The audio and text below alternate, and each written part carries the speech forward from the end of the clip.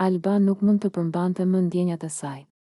Në mes të dritave të kamerave, në sy të gjitha atyre që e ndiqnin, ajo bëri atë që kishte frikë ta thoshte, por që zemra e saj e kërkonte, të ndahej, që nga ky moment jemi të ndarë bashkë, tha ajo me zë të dridhur, por të vendosur. Nuk kishte pikë humori, as përpjekje për të bërë sken. Ishte thjesht një deklaratë që vinte nga brenda. Një fakt i pashmangshëm. Një fund që nuk mund të shtyhej më, Alba vazhdoi, me sytë që i shkëlqenin nga emocioni, nuk dua asgjë prej teje. As dron, as mbështetje, as parashut, as helikopter. Fjalët e saj nuk ishin thjesht fjalë, ishin një barierë e vendosur. Një mur që nuk mund të thyhej. Ishin fundi i një historie, i një kapitulli që nuk mund të rikthehej. Nuk ishte hakmarrje. Nuk ishte zemërim. Ishte një vendim i qetë, i prerë, i paçmueshëm nga dhimbja. Në atë moment, Alba nuk po mendonte për atë që humbi. Po mendonte për veten. Për lirinë e saj, për qetësinë që kishte humbur gjatë gjithë kohës që kishte pritur.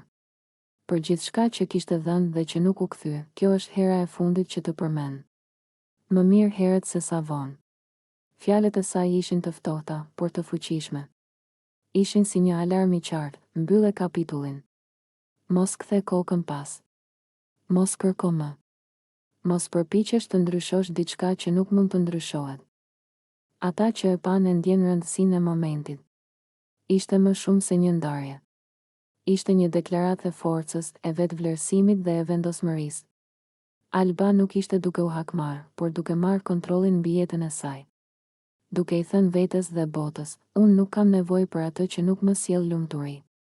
Në atë çast, ajo nuk po largohej vetëm nga një njeri, po largoheshin edhe dyshimet, pasiguria, dhimbja e heshtur që kishte mbajtur brenda për kaq kohë. Çdo fjalë që tha ishte një hap drejt lirisë. Çdo fjalë ishte një mur i ngritur rreth zemrës së saj, për të mbrojtur veten nga rikthimi i dhimbjes. Kjo ishte ndarja që nuk do të harrohet lehtë. Nuk kishte lot që mund ta zben.